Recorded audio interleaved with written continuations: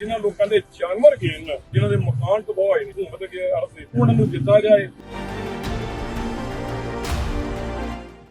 नाज़रीन, सियालकोट के अंदर शराब की तबाहकारियां अपने अरूज पर। नाज़रीन, मेरे पीछे आप देख सकते हैं कि जो फसल है ये इलाका बजवात है, जिसकी पुली के ऊपर हम खड़े हैं, जो भी बिल्कुल तरह टूट चुकी है। यहाँ पर जो आमदरफ्त के जो जराए हैं वो बिल्कुल तरह रुक चुके हैं। लोगों की नक्लो हरकत के अंदर कोई किसी किस्म की रायत नहीं बरती जा रही। यहाँ पर आप देख सकते हैं पुली की दूसरी तरफ जो है वो काफी ज्यादा तादाद में लोग गाड़ियों समेत खड़े हैं, क्योंकि गुजरने के लिए कोई रास्ता ही मौजूद नहीं।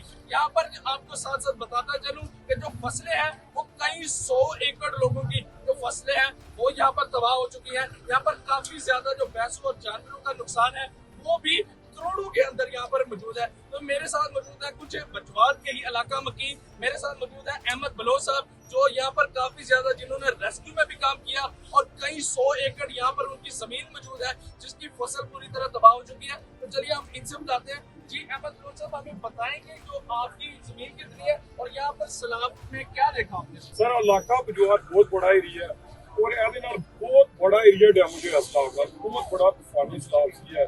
ਇਹਦੇ ਨਾਲ ਸਾਡਾ ਸਾਡਾ ਕੋਈ ਬਜਵਾਤ ਅਗਰ ਗਿਰਿਆ ਜਾਏਗਾ ਉੱਥੋਂ ਕਰਕੇ ਪਿੰਡੀ ਪਤਰਾੜਾ ਪੁਲ ਬਚਵਾ ਕੋਜੀ ਚੱਕ और मिहार के गाजीपुर मिहार गाजीपुर सुंदो चक सदरपुरा बेली गुरुद्वार ਇਹਨਾਂ ਫਸਲਾਂ ਤਕਰੀਬਨ ਤਬਾਹ ਹੋ ਚੁੱਕੀਆਂ ਨੇ। ਤੁਸੀਂ ਸਾਰੇ ਕੈਮਰੇ ਨਾਲ ਦੇਖੀਆਂ ਨੇ, ਉੱਤੇ ਮਲ ਪੈ ਗਈ। ਮਲ ਕਹਿੰਦੇ ਮਿੱਟੀ ਨੂੰ ਮਲ ਕਹਿੰਦੇ ਆ, ਮਲ ਪੈ ਗਈ, ਫਸਲਾਂ ਤਬਾਹ ਹੋਈਆਂ ਨੇ। ਔਰ ਜੇ ਦੇਖਿਆ ਜਾਏ ਸਰ ਕਿ ਇਹਨਾਂ ਦਾ ਅੰਦਾਜ਼ਾ ਜਾਨਵਰਾਂ ਦਾ ਕਿ ਅਸੀਂ ਅੱਜ 3 ਦਿਨ ਤੋਂ ਇੱਥੇ ਮੌਜੂਦ ਆ। ਰੈਸਕਿਊ ਆਪਰੇਸ਼ਨ ਚ ਅਸੀਂ ਮਾਰ ਰਹੇ ਹਾਂ, ਪੂਰੀ ਰਾਤ ਉਸ ਨੇ ਆਪਰੇਸ਼ਨ ਕੀਤਾ ਨਾਲ 74-75 ਬੰਦੇ ਇੱਥੋਂ ਉਹਨਾਂ ਨੇ 11-22 ਵਾਲੇ ਨੇ ਟਾਲੀਆਂ ਤੋਂ ਦਰਖਤਾਂ ਤੋਂ ਫਿਰ ਜਿਹੜੇ ਛੱਤਾਂ ਤੋਂ ਉਤਾਰੇ ਨੇ। ਬਕਾਇਆ ਕੁਝ ਲੋਕ ਸਵੇਰ ਤੱਕ ਬੈਠੇ ਰਹੇ ਨੇ। ਸਰ ਮੇਰਾ ਖਿਆਲ ਹੈ ਕਮੂਵੇਸ਼ ਇਸ ਏਰੀਏ ਦਾ 1000 ਤੋਂ ਜਾਨਵਰ ਜਿਹੜਾ ਨਾ ਜਿਹਦੀ ਇੱਕ ਨਹੀਂ 4-4 5-5 ਲੱਖ ਰੁਪਏ ਮਿਲੀ ਹੈ ਉਹ ਸਰ ਵਿਚਾਰਾ ਮਤਲਬ ਸਮਝੋ ਇੱਕ ਬੰਦੇ ਦੇ ਇੱਕ ਬੰਦਾ ਦੇ ਉਹਦੇ 43-44 ਜਾਨਵਰ, ਕਿਸੇ ਦੀਆਂ ਭੇਡਾਂ ਬੱਕਰੀਆਂ, ਇੱਕ ਬੰਦਾ ਉਹਦੀ ਹੈਰਾਈ ਭੇਡਾਂ ਬੱਕਰੀਆਂ ਸਾਰੀਆਂ ਰੁੜ ਗਈਆਂ।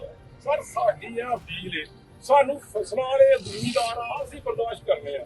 ਸਰ ਜਿਹੜਾ ਲੋਕਾਂ ਦੇ ਕੁਝ 2-3 ਜੀ ਸ਼ਹੀਦ ਹੋ ਗਏ, ਉਸ ਤੋਂ ਇਲਾਵਾ ਜਿਹਨਾਂ ਲੋਕਾਂ ਦੇ ਜਾਨਵਰ ਗਏ ਨੇ ਸਰ ਉਹਨਾਂ ਲੋਕਾਂ ਦਾ ਔਰ ਜਿਹਨਾਂ ਦੇ ਮਕਾਨ ਤਬਾਹ ਹੋਏ ਨੇ ਉਹਨਾਂ ਲੋਕਾਂ ਦਾ ਕੁਝ ਨਾ ਕੁਝ ਹਕੂਮਤ ਦੇ ਅਰਜ਼ ਕਿ ਉਹ ਹਜ਼ਾਲਾ ਕੀਤਾ ਜਾਏ, ਉਹਨਾਂ ਨੂੰ ਦਿੱਤਾ ਜਾਏ। ਰਹੀ ਗੱਲ ਇੱਥੇ ਦੇ ਕੰਮ ਦੀ, ਰਾਸ਼ਨ ਦੀ, ਮੈਂ ਖੁੱਲ੍ਹੇਆਮ ਕਰਨਾ ਗਯੂਰ ਆਵਾਮ ਨੇ, ਚੰਗੇ ਲੋਕ ਨੇ, ਤੁਸੀਂ ਰਾਸ਼ਨ ਲੈ ਕੇ ਆਓ, ਕਿਸੇ ਨਹੀਂ ਲੈਣਾ। ਇਹਨਾਂ ਨੂੰ ਜਿਹੜਾ ਗਰੀਬਾਂ ਦਾ ਨੁਕਸਾਨ ਹੋਇਆ ਉਹ ਸਾਡੇ ਰੋਡ ਟੁੱਟੇ ਬਜਵਾ ਦੇ ਉਹ ਬਣ ਜਾਣ। ਸਰ ਰੋਡ ਤਕਰੀਬਨ ਸਾਰੇ ਡੈਮੇਜ ਹੋ ਗਏ ਨੇ ਸਰ। ਜਿਹੜਾ ਪੁਲ ਬਜਵਾ ਤੋਂ ਖੋਚਕ ਆ ਰਿਹਾ ਸਦਰਪੁਰੇ ਤੱਕ, ਜਿਹੜਾ ਖੋਚਕ ਤੋਂ ਜਾ ਰਿਹਾ ਉਹ ਵੇਚਾਂ ਦੇ ਛੋਟੇ ਤੇ ਬਿਲਕੁਲ ਫਨਾ ਹੋ गए। ਜਿਹੜਾ ਇਹ ਰੋਡ ਜਾ ਰਿਹਾ ਦੀ ਬੜੀ ਜ਼ਰੂਰਤ है ਸਾਨੂੰ। सर ये आगे जो इलाका जो है यहाँ पे कितने फुट पानी खड़ा था? ਸਾਰੇ ਇਹ ਪਾਣੀ ਦੇ ਸਾਹਮਣੇ ਤਰਫਾ ਨਜ਼ਰ ਆ ਰਹੇ ਆ, ਦੇਖੋ 12-13 ਫੁੱਟ ਪਾਣੀ ਖੜਾ ਸੀ। 12-13 जिस जगह पे हम खड़े हैं 12-13 फुट ਸੜਕ ਸਰ ਪਾਣੀ ਕ੍ਰਾਸ ਕਰ ਰਿਹਾ ਸੀ। ਠੀਕ ਹੈ ਸਰ, ਉਸ ਨੇ ਪੁਲ ਦੇ ਉੱਤੇ ਸਿਰਫ 2-3 ਫੁੱਟ ਦਾ ਫਰਕ ਸੀ। 2,50,70 ਕਿਊਸਿਕ ਪਾਣੀ ਗੁਜ਼ਰਿਆ ਤਵੀ ਦਾ, ਜੰਮੂ ਤਵੀ ਦਾ। ਸਰ ਇੱਥੇ ਤੇ ਇੰਨਾ ਕੁ ਨੁਕਸਾਨ ਹੋਇਆ ਕਿ ਅਸੀਂ ਇੱਥੇ 3 ਦਿਨ ਤੋਂ ਬੈਠੇ ਆ, ਸਾਨੂੰ ਅੰਦਾਜ਼ਾ ਨਹੀਂ ਹੋ ਰਿਹਾ कि किहड़े बंदे ने किन्ने जानवर मार के ने की नुकसान। अभी तक ये वो है कि जिनके तक अप्रोच हो चुकी है, अभी सिर्फ आप वही बता रहे हैं, और जिनके तक अभी अप्रोच नहीं हुई वो अभी बाकी है। जी सर ਇਹਦਾ बेहतरीन हाल है। ईमानदार किस्म ਦੀਆਂ ਕਮੇਟੀਆਂ ਬਣਾਈਆਂ ਜਾਣ ਮੁਕਾਮੀ ਲੋਕਾਂ ਦੀਆਂ, ਔਰ ਉਹ ਕਮੇਟੀਆਂ ਬਣ ਕੇ ਬੈਠ ਕੇ ਇੱਥੇ ਇਹ ਜਿਹੜੇ ਮੁਹਤਰਮ ਮਰੀਮ ਨਵਾਜ਼ ਨੇ ਇਹ ਜਾਨਵਰ ਪਿੰਡਾਂ 'ਚ ਦਿੰਦੇ ਨੇ ਕਿ ਬੰਦ ਕਰਦੇ ਆ।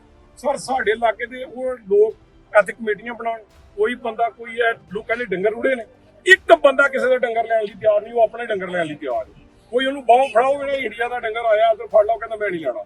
ਉਹ ਕਹਿੰਦੇ ਨੇ ਕਿ ਸਾਨੂੰ ਸਿਰਫ ਔਰ ਸਿਰਫ ਸਾਨੂੰ ਉਹ ਡੰਗਰ ਮਿਲ ਜਾਣ, ਸਾਨੂੰ ਉਹਨਾਂ ਦਾ ਮੁਆਵਜ਼ਾ, ਅਸੀਂ ਆਪਣੀ ਜਗ੍ਹਾ ਤੇ ਦੁਬਾਰਾ ਬੈਠ ਜਾਈਏ। ਠੀਕ ਹੈ, ਇਹ ਸਾਡਾ ਮੁਤਾਲਬਾ ਲੋਕਾਂ ਦਾ। तो नाज़रीन इनसे पूछते हैं कि उनकी इसके बारे में क्या राय है। जी आप सब, आपकी यहाँ पे कितनी जमीन है? मेरी इधर माशाल्लाह 107 एकड़ चावल, इसमें चावल का फसल पार्ट सी है और सारे के सारे जो है ना स्लैब गिरते हैं। तो सर बताएं कि यहाँ पे जो जमीन है उसके अंदर आपकी कुल मालियत जो है वो कितनी जो है वो यहाँ पे जाया हुई है? तकरीबन 1 करोड़ के करीब। 1 करोड़ के करीब आपकी मालियत जाया हो चुकी है। आप गवर्नमेंट से क्या अपील करना चाहेंगे? तो आवाम परेशान है, इनकी रोड की बहाली करें और जो गरीब लोग हैं जिनका नुकसान हुआ है, जिनके मकान वगैरह गिरे हैं, उनकी तरफ थोड़ी मुतवज्जो हो। ये तो जो किसान का मामला है, ये तो किसान पहले बर्दाश्त करता आ रहा है, आगे भी उसने बर्दाश्त कर इससे पहले भी सैलाब आ चुके हैं। इससे पहले 2014 में सैलाब आया था, और इससे पहले जो अब 2024 और 23 की जो गंदम का हाल किया गवर्नमेंट ने, वो तो पहले हमने देख लिया और बर्दाश्त भी किया। लेकिन ये सैलाबी मामला है जो, ये भी बहुत ज्यादा किसानों का नुकसान है। इससे ज़राअत की जो है ना रीढ़ की हड्डी है, कमर टूट गई, पहले ही टूट गई थी, मजीद और टूट गई।